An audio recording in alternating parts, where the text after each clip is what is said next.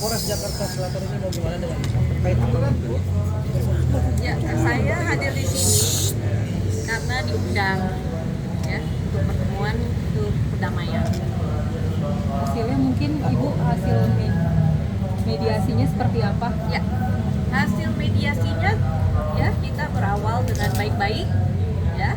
Korplu juga sudah mengakui kesalahan ya dan sudah menyampaikan permohonan maaf ya, dan kami hanya menyampaikan bahwa kami sudah terima permohonan maafnya, namun kami mengalami kerugian. Nah, kerugian inilah yang kami sudah menyampaikan ya, tetapi belum ada titik temu. Itu saja. Mungkin selanjutnya dengan kuasa hukum saya ya. Bang, sorry bang, hari Ibu masih di dalam. Ibu mau pergi dulu ya. Ya, oke. Gimana?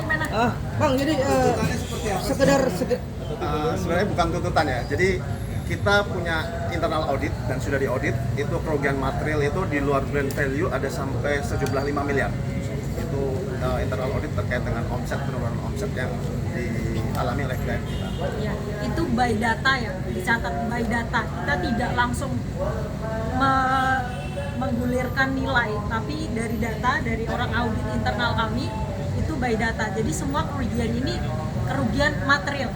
Di samping material, kita punya kerugian immaterial yang perlu dipahami. Beberapa brand itu memutus kontrak kami dengan kami itu yang justru nilainya lebih besar daripada nilai material. Seperti itu. Oke bang, sorry bang, hari ini kan datangnya untuk panggilan atas permintaan dari Korplu ya, mediasi, tapi deadlock. Gimana sih bang deadlocknya? Ya, jadi Korplu bersurat ke penyidik untuk melakukan restoratif justice ya, namanya RJ ya. Lalu kita diundang, kita sebagai pelapor kita hadir. Lalu ya di situ disampaikan permintaan maaf, mengakui segala macam. Lalu kita mempertanyakan bagaimana pertanggungjawaban dengan kerugian yang dialami oleh klien kita, gitu kan. Seperti itu. Akhirnya, ya gimana Pak? Lalu bagaimana pertanggungjawabannya? Kerugiannya ini by data, seperti itu. Tapi ya itulah awal mula terjadi deadlock. Bang tadi keluar senilai 5 miliar bang, by data tadi kan gitu. Itu periode berapa sampai berapa? Tentunya kalau periode jelas ya, kapan Korplu itu mengupload, kemudian kita lihat dari setelah mengupload aja H+1 kita langsung di-cut brand kontak dengan brand gede, Salah satu brand besar salah di Indonesia. satu brand besar di Indonesia. Kemudian selanjutnya kan akhir tahun itu selalu menjadi momen bagi kami nih, karena perusahaan bakery itu momen Natal dan Tahun Baru kita menurun drastis.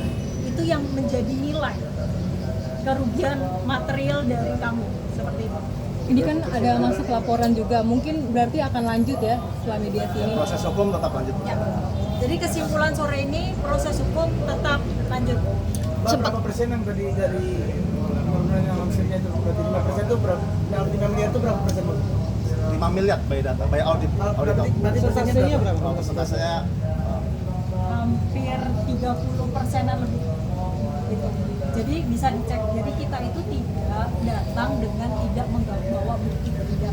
Kita datang by data, kita ngomong baik-baik. Ini ya, kalau misalkan kita merasa saja itu tidak cukup. Jadi kita siapkan data sebagai penunjuk dan itu sudah diaudit. Seperti itu. Sudah cukup teman-teman? Pak, ini kan masuknya laporan ini, berarti harapannya ke depannya Kode Blue minta kerugian atau kalian minta kerugian ke Kode Blue atau seperti apa mungkin? ya kalau kerugian kan pasti karena bisa dibuktikan. Kalau memang deadlock di polisi, proses hukum di pidana kita tetap lanjut. Ada kemungkinan juga kita akan melakukan gugatan di perdata untuk minta ganti kerugian. Mungkin cukup ya itu ya. Kenapa? Ya Ini itu. kan baru deadlock. Nanti kita siapkan segala sesuatunya. Jadi ada beberapa hal juga yang menjadi catatan dari RJ tadi. Mungkin dari pihak Korplu sendiri apa yang merasa tidak terima mungkin dari alotnya tadi? Itu nanti boleh ditanyakan versi Korplunya aja ya. Oke, dengan siapa Pak? Saya di Dedi sebagai? Dedi Sutarto. Bang tadi kan H+1 Mbak ya. H+1 itu mulai kapan? Setelah Bulan itu bulan November. 1 bulan sebelum No. 1 hari setelah diupload langsung kita Di-cut oleh brand besar. 1 bulan sebelum tahun baru. 1 bulan sebelum tahun baru. Satu hari setelah upload, satu hari setelah upload kita di-cut oleh salah satu brand besar kerjasamanya. Jadi itu dampak juga material yang kita perhitungkan. Ya, jadi nggak main-main ya, ini pelajaran juga buat semuanya.